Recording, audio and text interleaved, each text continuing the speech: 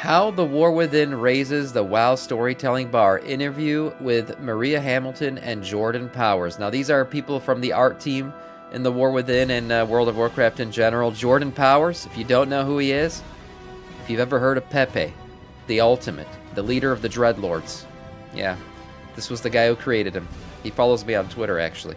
We'll have to check all of this out, so let's see what the interview is like.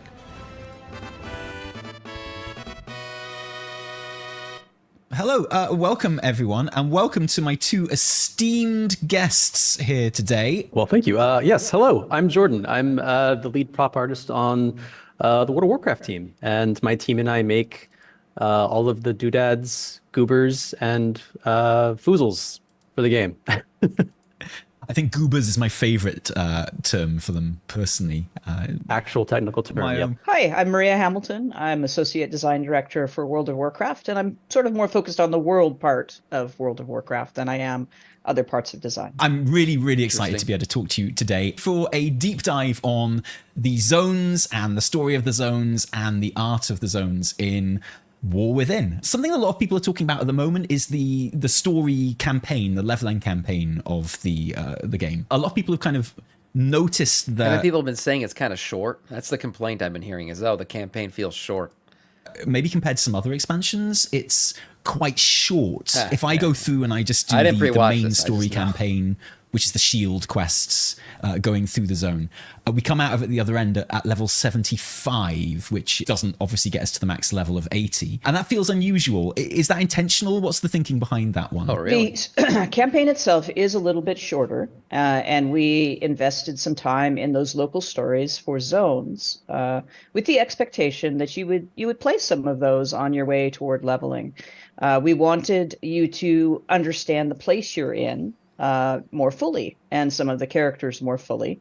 And so we incorporated a lot of that extra, interest into those stories, made sure that the main campaign was what you need to know to understand the story, the overarching story specific. So they want us to do more side quests in this expansion, I'm guessing? That's what she's saying.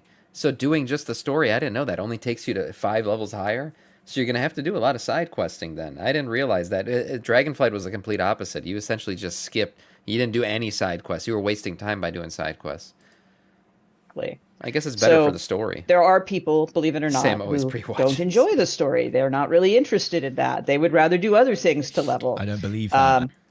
Yeah, well, it is the case. And so we wanted to make sure that, we were giving you what was important to that campaign and understanding the campaign. And then all of the other stories that we have throughout the zones in local stories that let you, learn about the world and enjoy the world.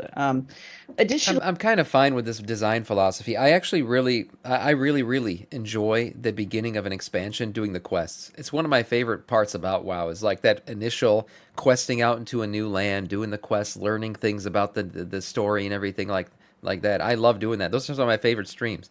So I guess we'll be doing some side quests, which is good. It won't feel like you're wasting time then. It'll feel like it's contributing to your leveling. As far as the leveling, we were still tuning experience points, how much you get. That's still in progress. There's still an introduction, which you have not played, and also some encrypted additional stuff toward the end of the campaign as well. So we do still have some stuff there that you haven't played yet, because I like that personally. I like it when we don't have you play everything ahead of time. So there's that as well. So I don't think you'll end up at level 75. You should not end up at level 75 if you just do that. But please, enjoy the zones. Play stuff in the zones as well. I think part of that is to do with the whole shield quest system, whereas in previous expansions you'd have gone to an area and there'd have been a quest hub and you don't know which ones are the main story quests, which ones That's true. Very true. Yeah, we used to just go to a quest hub and just do all the quests. That was the way you did it. You got every single one. You went out, completed 5 or 6 quests, then came back and turned them all in at once. Which ones were the main storyline? You didn't know until you turned it in or got it. But once they added the shield thing, yeah, then we just started skipping the side quests, essentially. All that work that the devs put in, we just missed it all. They're like, that's an extra quest. Don't got to do that one.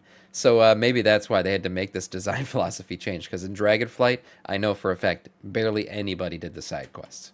To unlock things, so you just do all of them, and like it's so much easier to be much more focused with the shield quest. And I think that's great because it's part of the new UI. It's part of kind of differentiating between quests. So the idea of going back through the zones afterwards actually works for me. You'll be relieved to know Azj-Kahet gives us a Nerubian city and civilization, and in a way that we've never experienced with the Nerubians before. What kind of challenges did you find creating a recognizable civilization with kind of human elements for such an inhuman race or species within WoW? Because they're not humanoid at all. Gosh, from an art perspective, Azj-Kahet was really a fun challenge for us. How do we build upon an older, perhaps familiar race of these, spider-like creatures and really expand upon them? So whenever we approach something like this, we always try to put ourselves in the shoes of the beings that occupy that space. We ask ourselves questions like... A lot of shoes. They have like 6 legs, don't they? How do they live their daily lives? How do they eat and sleep? How do they build things? How do they construct things? Why do they build and construct things? And these sorts of questions really help drive our designs artistically. And, whether they're brewing alchemical potions or, weaving some sort of elaborate, webs, we wanted to make it feel like their workstations were purposefully constructed in a way to accommodate for multiple appendages, right? That's a pretty cool thought process, actually. And I'm really excited for Azj-Kahet. I think it's going to be the next Suramar. And I loved Suramar. It was such a well-designed city. Loved being there, loved questing there, loved the music, everything about it. The architecture was beautiful. It was a nice zone to be in all the time.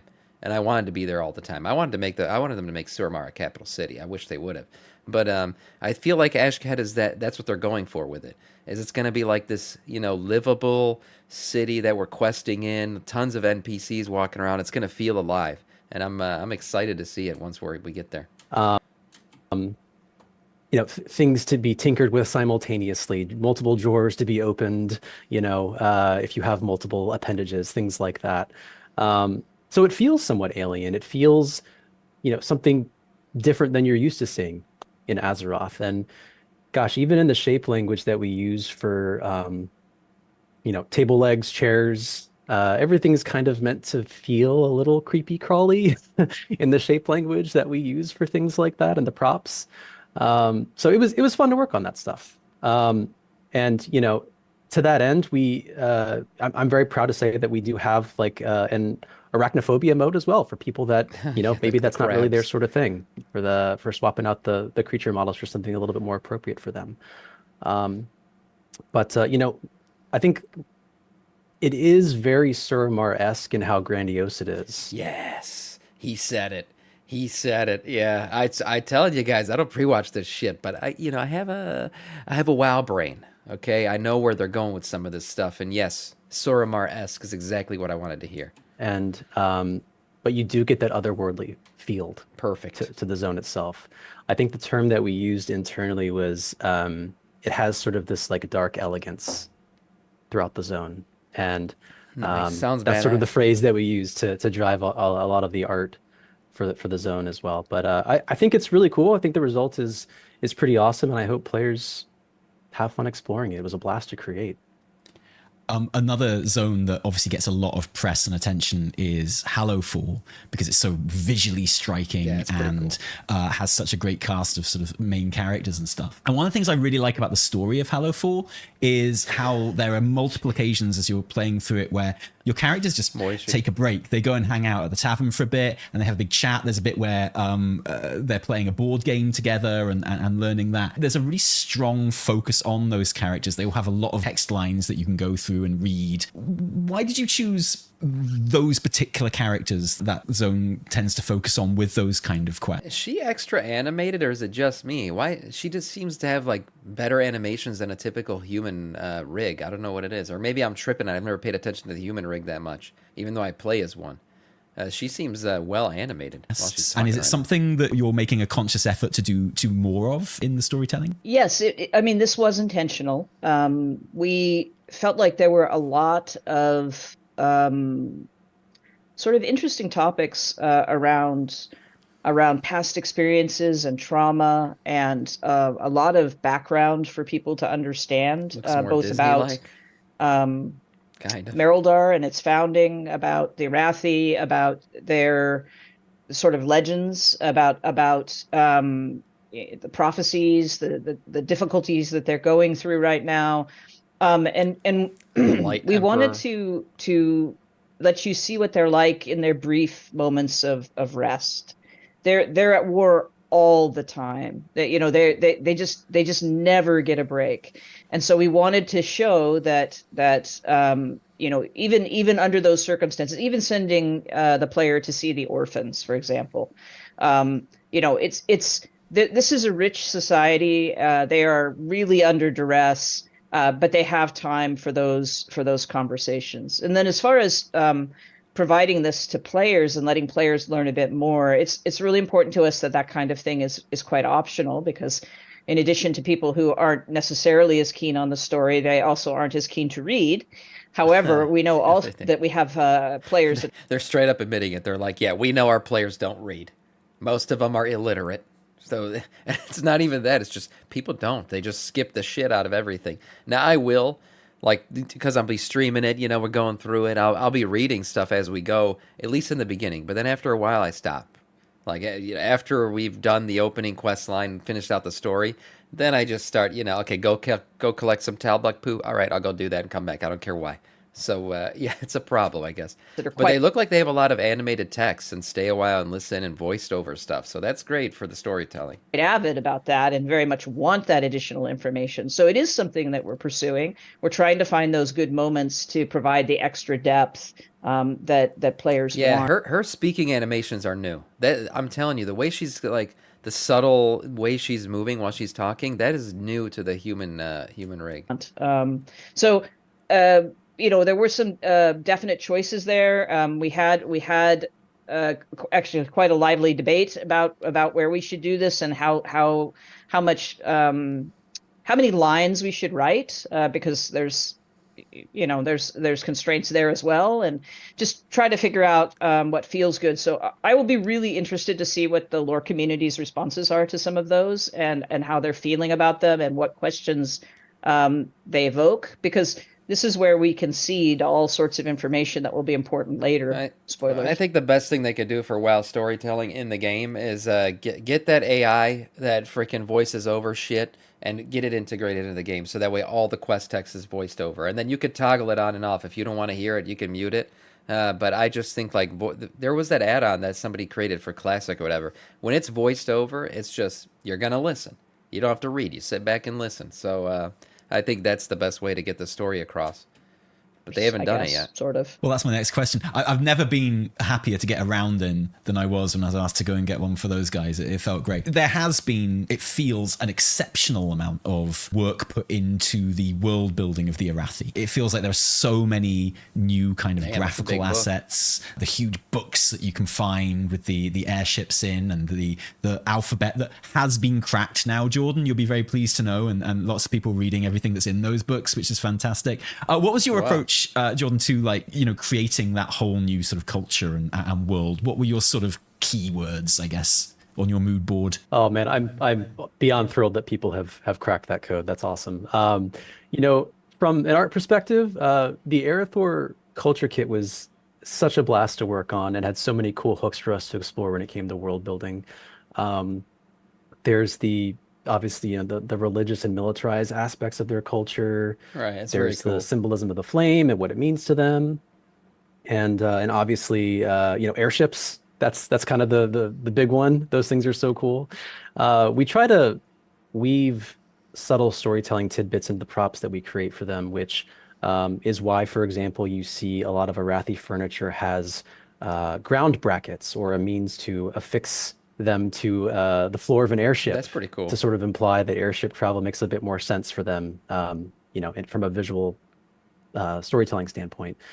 But Yeah, the whole culture kit is full of subtle visual storytelling tidbits like that, and I'm really pleased with how it turned out as a whole. And sort of like you mentioned, there was definitely some cool opportunities for Easter eggs when it came to creating the culture kit, and that's really where the art team gets to work with Maria and her amazingly talented team to come up with some really cool things for us to inject, artistically into the game, for even if it's just like a 1% chance of the animation to play, for leaving a little trail of breadcrumbs for players.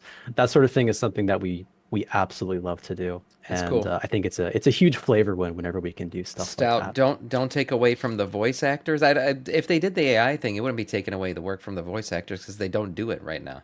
And if they were doing it and then they replaced them with AI, sure, but none of that quest text is voiced over right now, so it wouldn't matter unless it's the stay a while and listen parts. Those are voiced over already. But any time that you can have the voice actor in, I feel like it's better. All the cutscenes and everything like that. And plus, the AI plays off of the voice actor's voice. So you still need them as a base, right? You still need them to do a certain amount of lines, so at least the AI can pick up on it. But other than that, they don't do that work right now. If they were doing it, I'd understand, but they don't even do it.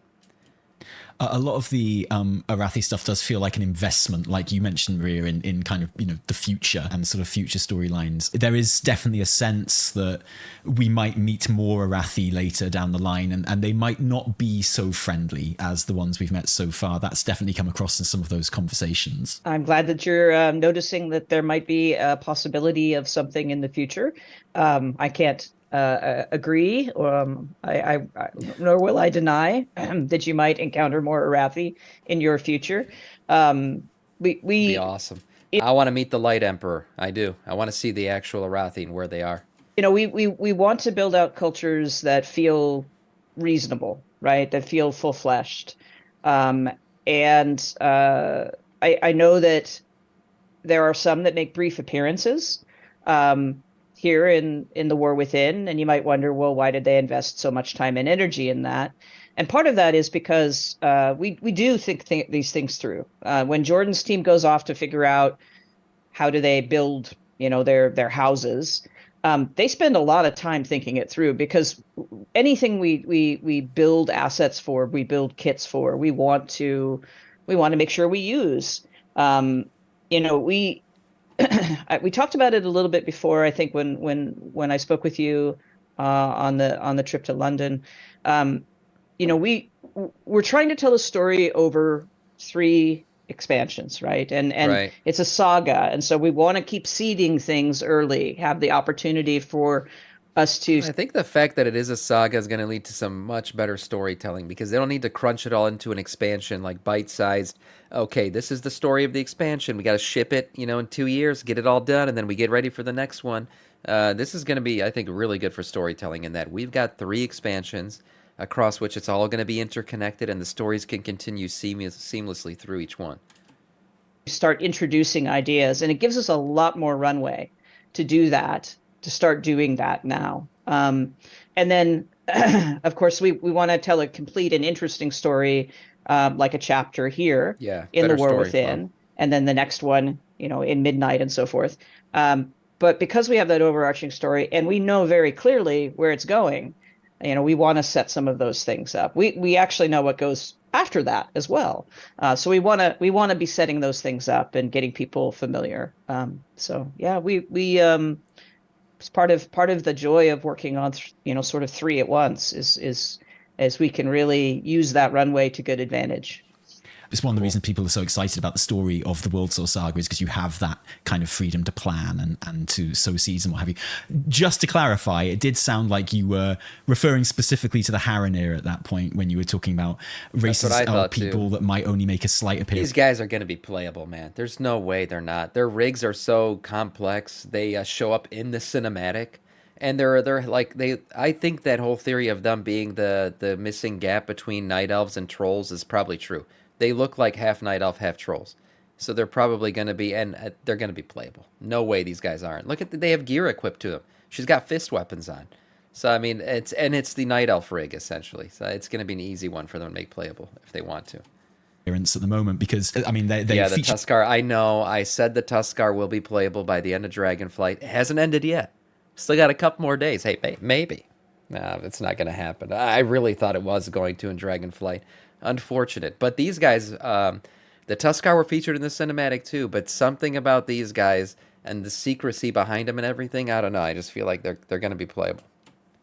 Very heavily in the last trailer that we had for the game, but in the actual beta at the moment, they're kind of conspicuous by their absence. They have this great design and they have these camps, but as far as I'm aware, we only meet maybe 2-3 of them in any of the story that we've been able to get hold of. They are going to be featuring more heavily, I guess. I feel certain you will encounter more Heronir in the future. Glad to hear it, because they're awesome. I love their little leaf houses. They're brilliant. I always try to imagine, myself at the table in some of these meetings, getting the coffee, I guess, and surely someone at some point in one of your meetings has said, hey, that kind of half-elf customization that we have for the Arathi is pretty cool. I think the players wouldn't mind getting hold of that at some point. Sure. That seems likely too, yes. We have a lot of people that would say, hey, those ears, they're awesome. I want them.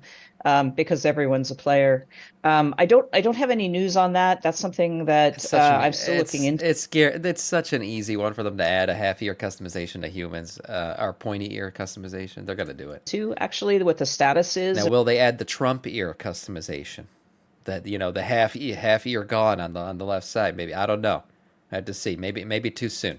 Whether that's something we will be able to do or not.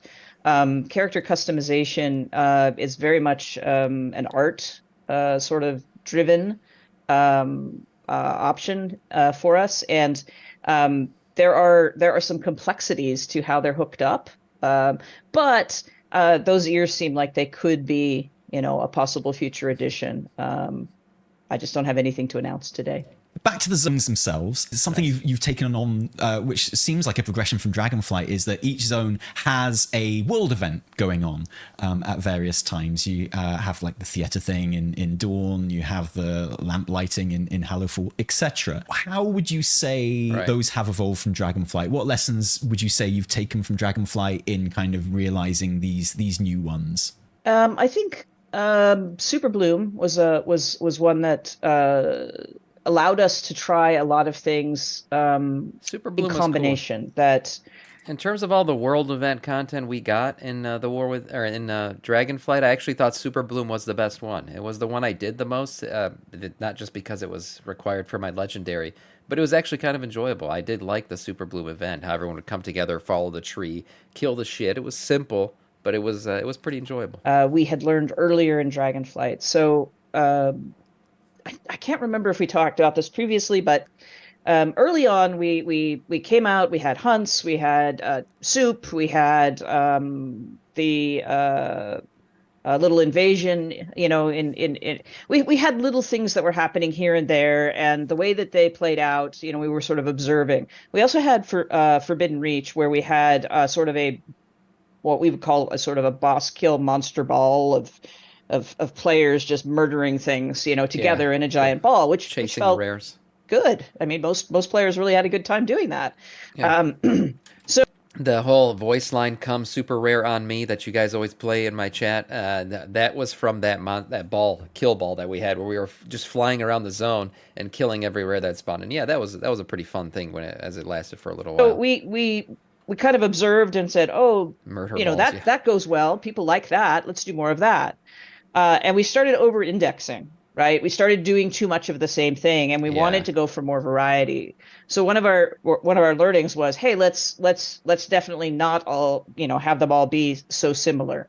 So the theater is more of that style of I guess soup, right, or time riffs or something, where you're doing activities together jointly, you're building it up, you're getting that theater production done, you're learning about Earthen history, and it's kind of a fun activity you can do periodically.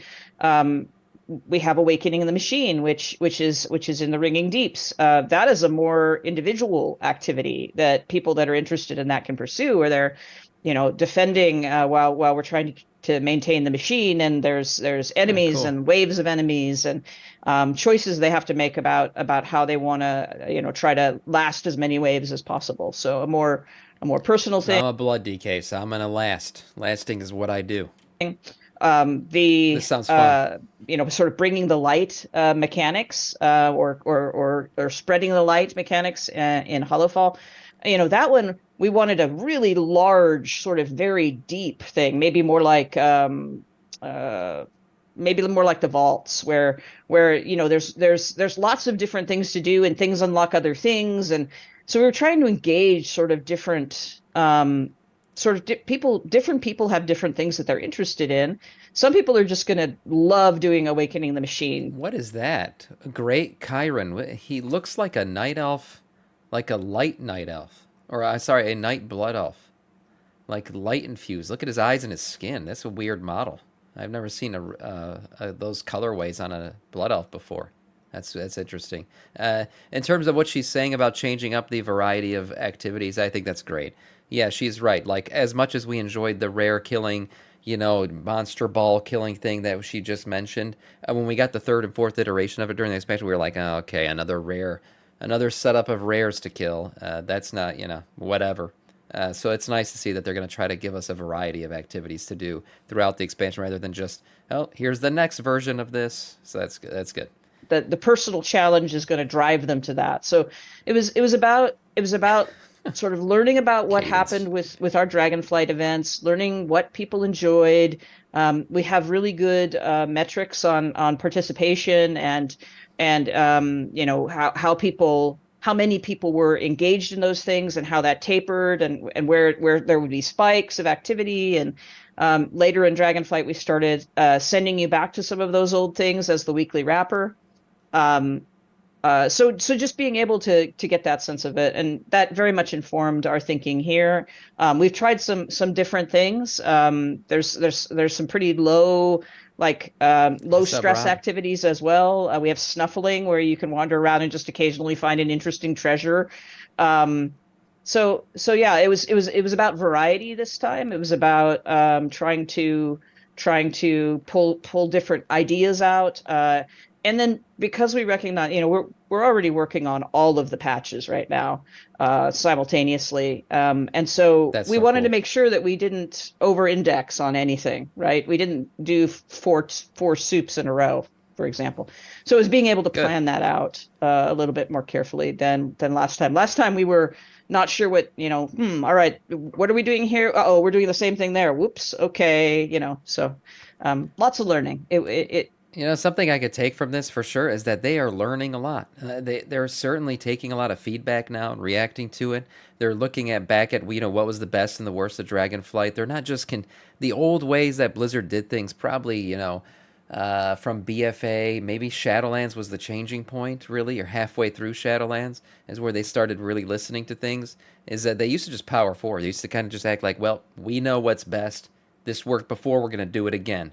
And it seems like they've completely changed that mindset. Now they're really looking at how, what are the players doing? What are they enjoying? What do they tell us they want? What does it look like they want? And they're building the game based on that. And that's, I think, going to, yield some good results for us as players. I think these events really give the outdoor world players an opportunity to dig in and have fun. Right. As a failed actor, the theatre shoot one is grown in a vat for me. I don't tend to put notes on the beta because I ain't no snitch, but I did put in a ticket for that, just for a quest where you're giving away free tickets. And I was like, that needs to be called Paper in the House. I've done enough of that in my time. So yeah, and I love the Awakening Machine one as well. It feels like the proving grounds from this. It's really cool. The Warband character select screen is obviously a triumph. Everyone loves it. We've spoken to Ian before, where he's mentioned that he likes the idea of people being able to collect different backgrounds for that screen, maybe even from renown as rewards and things like that. That was a couple of months ago that he said that. Is there any news on that at all? We definitely like that idea. How it would be earned, or how you would acquire backgrounds, I don't believe there's been any specifics around that, but I do think we very much like that idea. I'm not aware. I hope it's not a pay to. It's scary these days. Everything, if they can monetize it, they will. But I hope it's not some kind of like, well, we got the 3 new Warband screens on the Blizzard store. You can buy them today, $5 a piece or package. I hope that's not how they do it. I really want it to be like achievement based. Like you kill the boss on heroic, you get this, background. You complete all the quest lines in Halloffall, you get the Halloffall background. Stuff like that would be really, really great. $5 warband skins. Aware Yeah, of any specific timing or might be any coming. announcements Just on saying. that? If it wasn't already, they're gonna watch this video and be like, Sam, great idea. $5. You guys can blame me once it happens, I guess. But I think we all agree it's a pretty Lil solid DK energy. solid way to go. Good way to go. Make people happy. Let them have the background they want. Seems pretty straightforward to me. All you need to do is make sure Grizzly Hills is one of the first, and I think people will be fine. People will be really happy with that. One of the things about playing through the story, which actually surprised me, was the way that you have integrated delves and, to a slightly lesser degree, dungeons into the actual story campaign, and in a way that it seems more so than you've ever done before. Can you talk about how the they can do that more now, because you can do the AI ones, right? Like, what are they called? I forget.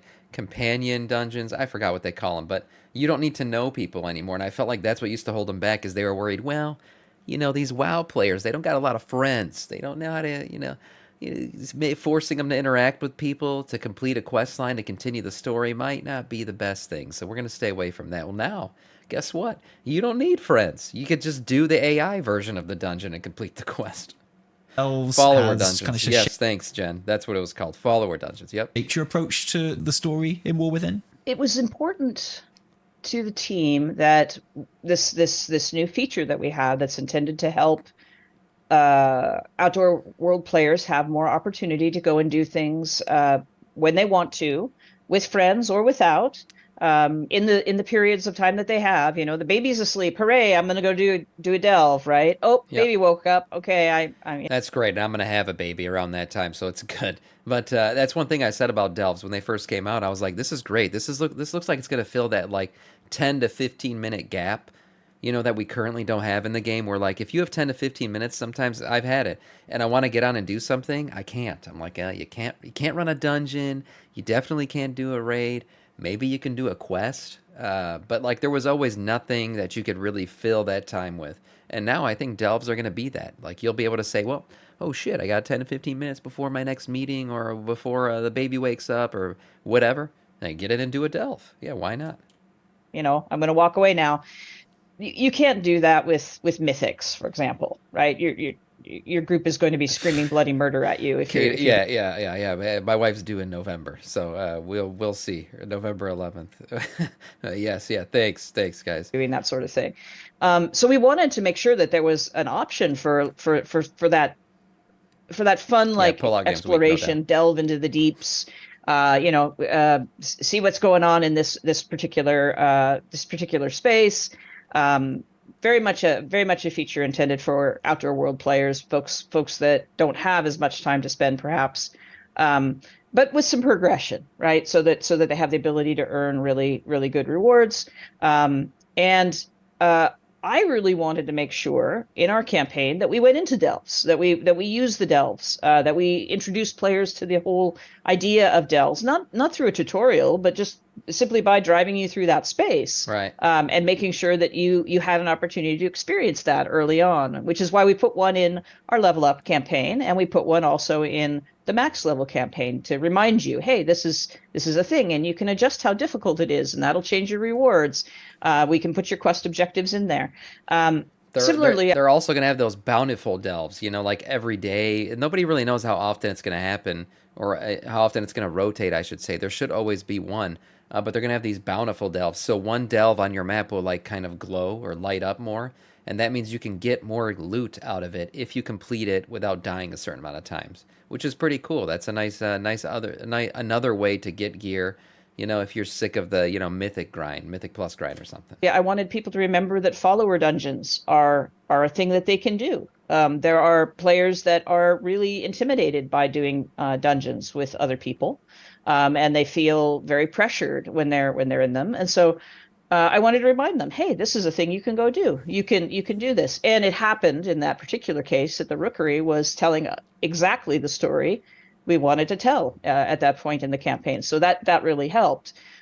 So it was an intentional thing. And we didn't know how Delves were going to come out. We didn't know how Delves were going to feel. They were in development at exactly the same time, so we didn't want to throw everything into Delves, obviously. And we tried to find a good mix. And as we move forward, I would expect that we will use Delves more, assuming people like them, assuming that it goes well, which seems to be the case based on feedback from the beta. So, yeah, very intentional choice. Yeah, I hope Delves are successful. I think they're a nice little add to the game, and I hope they do.